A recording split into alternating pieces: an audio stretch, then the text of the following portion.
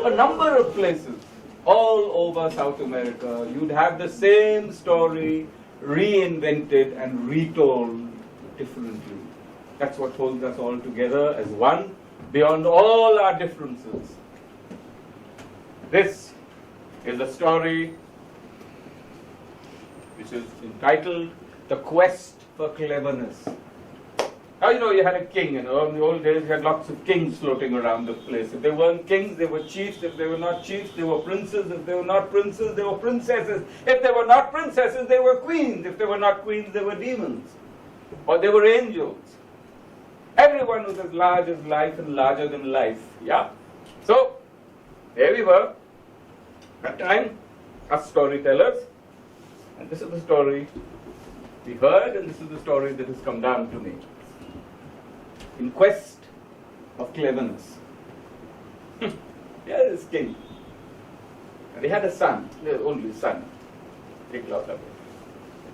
Everyone, all dads want their sons to be very clever, very bright, and achieve something with their lives. This guy was stupid.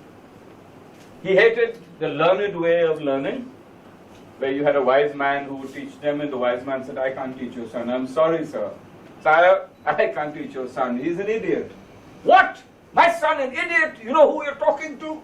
I know who I'm talking to, sir. I'm not saying you're an idiot. Your son's an idiot. I'm sure there's some other meaning to his life. But learning is certainly not a meaning to his life. So what do you want me to do? Send him off on a journey, sire. Hey, he'll find something. He'll become famous some way. If he's your son, he'll definitely become famous. What are you talking about, idiot? My only son, I'm going to send him off on a journey. What is he going to search for? Cleverness. Try him. You must trust him. This wise man had no answer, actually. So he was just putting on the king. All right. Call in the prince. The prince came in. Sit down. Prince sat down.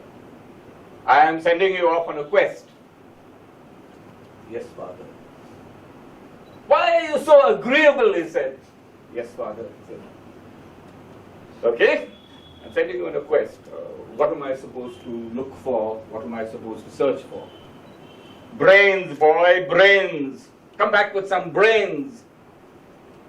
I don't understand, he said. Cleverness, smartness, sharpness, a little bit of genius. What am I going to show the generations beyond me, after me? Father.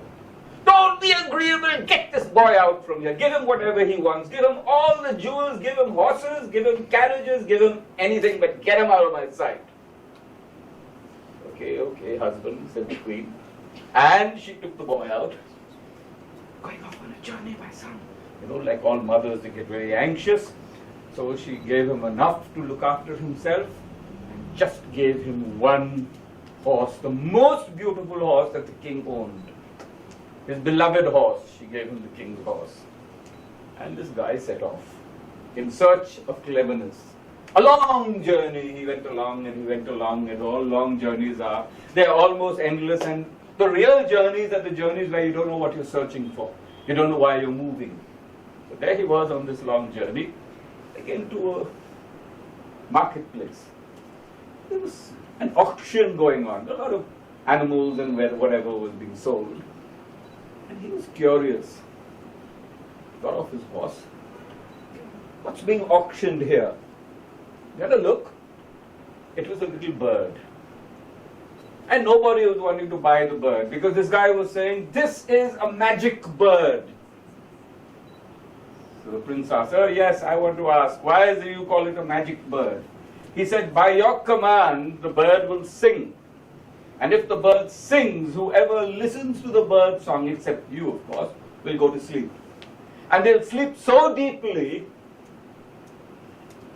that it will take them a long time to recover and wake up. I bid, he said. And he bid a whole bag full of jewels. It's a rich man. Everyone wanted him. Who could he be? But he refused to reveal his identity. He was just a rich man. He said, I'm a trader. Buying a little bird. So much money. So many jewels. And so, up he went with a little bird. Hello, little bird, he said, and the bird was in the cage.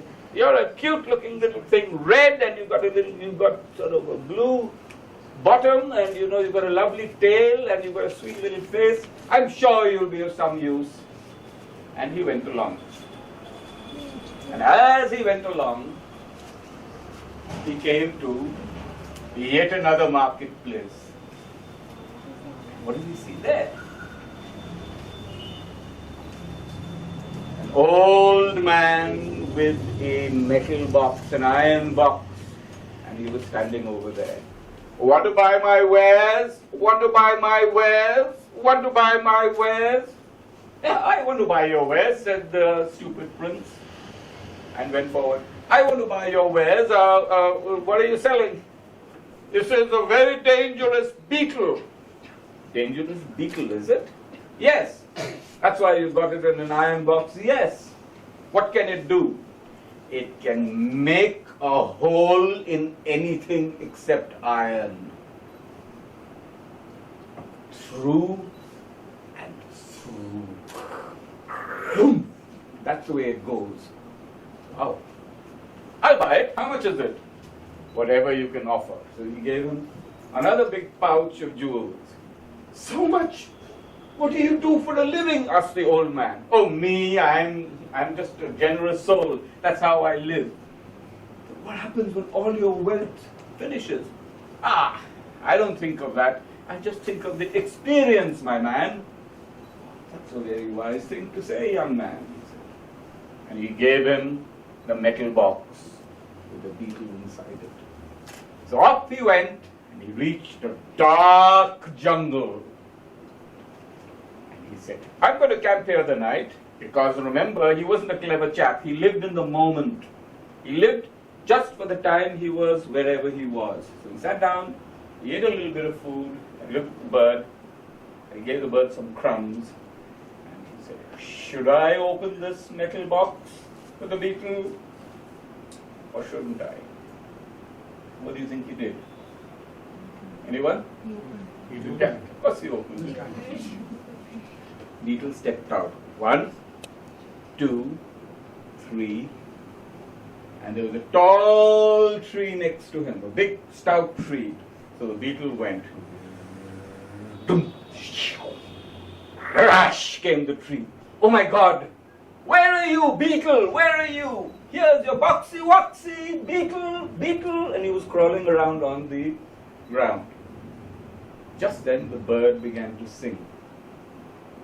And when the bird began to sing, the beetle went to sleep. So when the beetle went to sleep, it wasn't moving. So when the beetle wasn't moving in the dark in the forest, he didn't know where the hell the beetle was.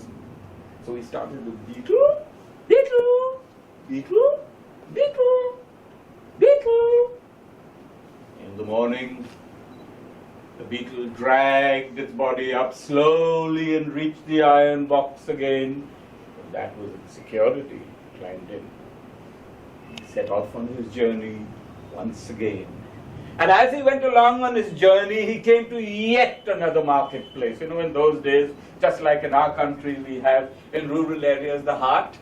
And every day of the week, the haat happens in a different village. So he turned up there in the village haat, and the guy was selling a butterfly. Wow. How beautiful. It was just a very ordinary looking butterfly, if you ask me. It was a very pale white. It had very large wings, that's all, but nothing else. Oh, this is so beautiful, said the prince. Yeah, all the villagers looked at him. What's beautiful about that? And he wants a fortune for that. Oh, I'm ready to pay. Shut up. You want to waste your money? That's just an ordinary butterfly. Wait a minute, I'll ask him, said the prince.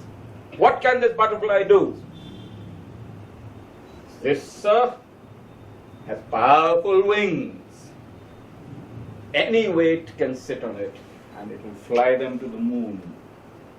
But I don't want to go to the moon. Okay, it will fly them out anywhere. Fly them away. You mean an elephant will sit on this? Yes. Anything. But you have to command it. So he bought the butterfly. So there he was with a butterfly that could carry anything on its wings, a beetle that could make a hole through anything, however thick, and what else? Come on, what's the third? A bird. And what would the bird do? Sing and Yeah, the bird would sing and whoever would listen would go to sleep. So there he was going along. He said, surely there must be a reason why I bought these three things. Surely there must be a reason why. Here was the beginning of wisdom for this idiot prince. He started asking himself, there must be some reason why I have these three objects. Sure enough, he came to the land of the giants. He saw some head high above these walls. He said, it's a very big head. It must be belonging to some very, very large fellow. So he climbed the wall. Oh my God, giant. So maybe I should try out my singing bird on this giant. So he got his bird to sing, and the giant crash out. Loud snoring began. Then he told the beetle, make a hole through the wall. The beetle went boom, crashed, boom, the wall fell. He climbed, walked through. So the beetle had done its job. The bird had done its job. And he went along and he said, there must be a reason why I am here. What's the reason? I am the reason. I am your reason. Oh, who's that? He looked up, and there on the turret was a beautiful woman. That's what happens to most of the heroes, you see. Oh, my dear, he said, I've never seen anybody so beautiful. Come down, you idiot. How can I come down from here? I'll die. You come up.